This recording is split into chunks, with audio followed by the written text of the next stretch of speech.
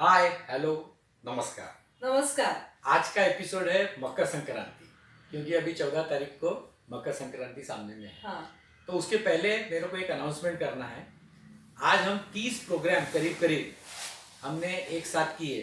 30 episode. और साइली वजलवार जो मेरी नाती है उन्होंने पूरा वन मैन हैंडलिंग किया, एडिटिंग, डायरेक्शन और सब कुछ। लेकिन रिकॉर्डिंग, फोटोग्राफी। लेकिन वो अभी कल पुणे जा रही है, तो शायद है हमारी टेक्निकल टीम पूरी तैयार होने में थोड़ा समय जाए, तो इसलिए हम फोर्टनाइटली करेंगे या थोड़ा इरेगुलर हो जाएंगे, तो इसलिए माफ करना। नमस्कार। हाँ। तो अभी ये जो एपिसोड हम मकर संक्रांति का कर रहे हैं, तो अभी पंचांग के हिसाब से अधिक महीना आता है, 11 दिन का डिफरेंस आता है, हर चीज पंचांग के हिसाब से आती है। लेकिन एक मकर संक्रांति ऐसा फेस्टिवल है जो इंग्लिश कैलेंडर के हिसाब से हर साल 14 तारीख को आता है। वो क्यों है? हाँ, उसकी वजह से ही बोला ना, 11 दिन का डिफरेंस होने से हाँ। हर फेस्टिवल में डिफरेंस होते जाता है। कभी दिवाली नवंबर में आती, कभी अक्टूबर में आती। हाँ। एवरी सन, एवरी फेस्टिवल में डिफरेंस आता है। अब वो आपने जो पूछा वो बड़ा सही है कि मकर संक्रांति को ही क्यों नहीं। हाँ। क्योंकि मकर संक्रांति ये जो है ये एस्ट्रोनॉमिकल फिनोमिनन है। अच्छा। वो हर साल जो अपना सूरज है, यानी हालांकि पृथ्वी ये सूरज के बहुत ही चक्कर मारती है, लेकिन हम हमारे को क्या दिखता है कि सूरज जा रहा, प्रदक्षिणा कर रहा पूरी। तो वो जो सूरज हम देखते हैं, मूवमेंट सूरज की दिखाई देती है, सूरज की दिखाई देती है, वो भासमान है। बट वो दिखता है। तो वो जो सूरज है वो राशि में, एक एक राशि में प्रवेश करता है, 12 राशि हर महीने में। तो वो बराबर 14 या 15 के आसपास में वो राशि चेंज करता है। तो वो मकर राशि में जाता है। वो हर 14 जनवरी को मकर राशि में जाता है, यानी जनवरी महीने में। इसलिए वो बदलता नहीं। अब वो बदलता नहीं। कभी कभी अभी आप 15 तारीख हो रही है, तो अब लोगों को लगता है फिर 15 तारीख कैसे क्या होगी, यानी एकदम से तिथि कैसे चेंज हो गई। तो कभी कभी तिथि के कारण भी हो जाता है। कभी कभी क्या हो जाता है कि जो अपना ये है पृथ्वी ऐसी ऐसी जो घूमती है वो भोरे जैसी वेबलिंग करती है। वेबलिंग करने के कारण क्या हो जाता है कि 72 साल के बाद एक दिन का डिफरेंस पड़ता है। वो डिफरेंस आता है। तो अभी 72 साल तक संक्रांति 14 जनवरी को चली। अब 2-3 साल पहले से भी वो 15 जनवरी को आना शुरू हो गया। 72 साल कंप्लीट। 72 साल अब वो 15 जनवरी को ही आएंगी। तो शायद आप पूछेंगे फिर ये साल तो 14 जनवरी दिख रही है। ये साल तो 14 जनवरी, तो वो कैसा? तो उसकी वजह ये है कि ये साल 29 का फरवरी है, लीप ईयर है। 2020 में लीप ईयर था। 20, 24, 28 ऐसा वो लीप ईयर में सिर्फ 14 जनवरी को आएगा। Otherwise it will always come now on 15 जनवरी, 14 जनवरी को आएगा। सिर्फ लीप ईयर में ही वो 14 जनवरी को आता है। इसके कारण मकर संक्रांति का महत्व है। अब मकर संक्रांति का महत्व रहने के 2 रीजन। अपने यहाँ जैसा हर राशि में, मैंने बोला हर महीने में जाती है, तो हर महीने में जो जाती है तो वो संक्रांति है, उसको संक्रांति बोलते हैं, हर राशि में जाना। लेकिन मकर संक्रांत और कर्क संक्रांत ये दोनों को ज्यादा महत्व है, क्योंकि वो पृथ्वी से कनेक्टेड है। अपना एक कर्क वृत्त है, आपको मालूम है, और वो एक मकर वृत्त है। तो इसलिए उसका ज्यादा महत्व है कर्क और मकर का। अब मकर वृत्त का और ज्यादा महत्व है, क्योंकि हम ज्यादा से ज्यादा पॉपुलेशन ये मकर यानी मकर वृत्त है ना, नॉर्थ हेमिस्फीयर में रहती है। अच्छा। तो इसलिए मकर संक्रांति का महत्व और ज्यादा है। शायद है कर्क संक्रांति का महत्व अपन ऑस्ट्रेलिया और उधर रहते थे, हो सकते थे, उधर बट अभी वहां पे पूरा मकर संक्रांति का महत्व है। इसलिए मकर संक्रांति का महत्व बहुत ज्यादा है और वो माना जाता है। तो ये एस्ट्रोनॉमिकल फिनोमेना है। तो ये आपको कैसे पता चला ये एस्ट्रोनॉमिकल फिनोमेना है? नहीं, ये एस्ट्रोनॉमिकल फिनोमेनन है तो है ही है। वो बहुत सालों से वो एस्ट्रोनॉमिकल फिनोमेनन चल रहा है। अब उसमें वो क्या है, जैसे हमारे को पता नहीं चला, अपने ऋषि मुनियों को कैसा पता चला, ऐसा आपको पूछना है। क्योंकि ये जो ऋषि मुनि थे ये ऐसे पर्वत पे बैठ के बड़ा देखते थे, क्या क्या ऑब्जर्व करते थे पहाड़ों पे बैठ के। तो उनको दिखा कि ये जो सूरज है वो पूरब से तो आता है ऊपर, बट ऑलवेज नॉट ऑन पूरब। वो पूरब को भी ऐसा घूमते रहता है, थोड़ा थोड़ा थोड़ा। तो वो तिल जो है, तिल तिल तिल तिल ऐसा थोड़ा थोड़ा थोड़ा थोड़ा वो जाता है, और उसका ये चेंज होती है। तो 14 जनवरी से यानी 22 दिसंबर से 22 जून एक पोजीशन में रहता है, 22 जून से दिसंबर तक एक पोजीशन में, यानी उत्तरायण और दक्षिणायन ऐसे दो उसके हिस्से किए गए। अब आप पूछेंगे 14 जनवरी या 15 जनवरी कैसा, तो वो हर साल मैंने जैसा बोला वबलिंग के लिए एक एक अंश बढ़ते जाता है। तो 24 अंश हो गए, इसलिए अभी 14 जनवरी हो गया, 25 अंश हो गए तो 15 जनवरी।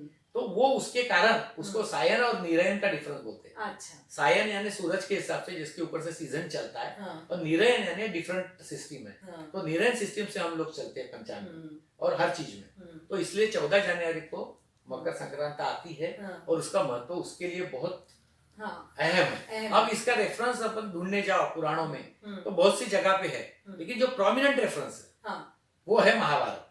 अच्छा। महाभारत में आप सबको कथा मालूम है कि भीष्म पितामह जो थे वो युद्ध में 10वें दिन उनको मृत्युशैया पे आ गए, यानी वो मर ही रहे थे। लेकिन ऐसा कहते हैं कि उनके फादर ने उनको एक वरदान दिया था, वो वरदान दिया था इच्छा मरण का।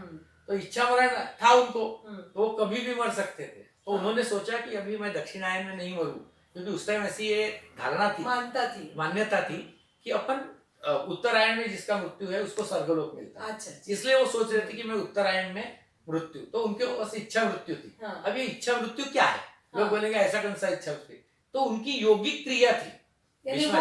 उनके फादर ने उनको पढ़ाया था कि तू प्राण कब छोड़ सकता है, इतनी उनको ताकत दी थी। इच्छा वरदान यानी वो ताकत दी थी कि वो प्राणायाम के सहायता से वो वैसे अपने को उतने दिन तक मृत्यु को कंट्रोल कर सकते थे और जीवित रख सकते थे। तो उन्होंने अपने को 58 दिन तक जीवित रखा। 58 दिन? हाँ। और 58 दिन के बाद जब उत्तरायण शुरू हुआ तब उन्होंने अपने प्राण छोड़े। तो ये रेफरेंस बहुत इंपॉर्टेंट है, और इसका मतलब वहीं से सबको मालूम था। तो ये उत्तरायण जब भी होता है तभी मकर संक्रांति होती है, तो इसके पीछे की कथा आपके पास जरूर होगी, होनी चाहिए। और उसका गुणार्थ क्या है? हाँ, ये एक्चुअली कथा तो हर अपने जो फेस्टिवल्स है उसके पीछे कथाएं बहुत है। वो कथा के रूप से वो रूपक रहता था, उसके रूप से वो बताते थे। तो उसमें पहली तो कथा ये है कि दो राक्षस थे, शंकरासुर और किंकरासुर। अच्छा। हाँ, तो इन दोनों ने त्राही मचाई थी पृथ्वी पे। तो फिर तो संक्रांति के दिन संक्रांति देवी ने मकर जब राशि में आई सूरज, उस दिन वो जन्म लिया और वो दोनों राक्षसों का वध किया, किंकरासुर और शंकरासुर। अच्छा, वो देवी ने। तो इसलिए संक्रांति और उसके बाद में किंक्रांति आती है। अच्छा। सेकंड दिन जिसको करी दिन रहता है, दूसरे दिन रहता है। अच्छा। तो दो राक्षसों को उसने मारा, ऐसा वो रहता है। हर संक्रांति के बाद किंक्रांति रहती है। ये हमें पता नहीं था। ये रहता ही है। वो भी शुभ रहते, दोनों शुभ रहते, क्योंकि दोनों दिन दो राक्षसों को उन्होंने मृत्यु हो गया उनका। उसके अलावा और एक रोचक कथा है। अच्छा। वो रोचक कथा ऐसी है कि तिड़ासुर करके, अब तिल पे आ रहे हैं। तो तिड़ासुर करके राक्षस था। अब ये तिड़ासुर जो राक्षस था, इसने भी ब्रह्मदेव की बड़ी तपस्या की, और फिर से ब्रह्मदेव को अमरत्व मांगा। तो अमरत्व तो दे नहीं सकते थे, तो वो ऐसा वर देते थे कि इसमें कहीं ना कहीं रास्ता निकल जाए, रहना चाहिए। अब वो आखिरी में ब्रह्मदेव शंकर सब देवी थे, तो उनको मालूम था। तो इसने जब बोला तो बोले तू और कुछ मांग। तो बोले मेरे को ऐसा हो सकना चाहिए कि मैं छोटे से छोटे, यानी अणु जैसा एकदम इतना छोटा साइज होना चाहिए। तो उसने तिल बोला, बट वो तिल उस टाइम छोटा करके, बट स्मॉलेस्ट साइज, कि जिसको कोई वेपन आके मार नहीं सकता। अपन इवन भीम रूपी में भी अपन देखते हैं, या हनुमान चालीसा में, कि हनुमान जी को भी ये था कि वो छोटा, उन्होंने अच्छे के लिए वापरा, और इन्होंने जो किया खुद को बचाने के लिए वापरा। तो जब भी युद्ध होता था तो वो एकदम माइन्यूट हो जाते थे। तो उनके ऊपर कोई वेपन का ये नहीं अस्त्र आता ही नहीं, और फिर बड़ा होके फिर से लोगों को मारते थे। तो हर युद्ध में वो जीतते गए। फिर वो पृथ्वी पे उनका एक वर्चस्व तैयार हो गया त्रिलोक में, और उनके अत्याचार शुरू हो गए, अहंकार हो गया। फिर सब लोग डर के फिर से ब्रह्मदेव के पास गए। देव बोले अब इनको मारने का उपाय आप ही बताओ, कुछ तो करना चाहिए। तो बोले नहीं, इसका उपाय एक ही है, आप सूरज देव के तरफ जाओ। और फिर सूरज देव के तरफ वो गए, और सूरज देव ने उनको मारा। ये कथा है। अच्छा। अब कथा सूरज देव ने मारा है क्या, उसका गुणार्थ क्या है? तो एक्चुअली क्या है, सूरज के किरण जो है उसमें जो लेसर किरण है, अच्छा, वो इतने पावरफुल है कि it can destroy anything. Minute से माइन्यूट, क्योंकि वो इतना बीम ऐसा कॉन्सेंट्रेटेड हाँ, आता है, हाँ, तो वो सूरज से आ सकता है। यानी वो लेसर थ्योरी लेसर, ऐसी तो अभी है। आजकल अपन लेसर बीम वगैरह हाँ, देखते हैं, वही।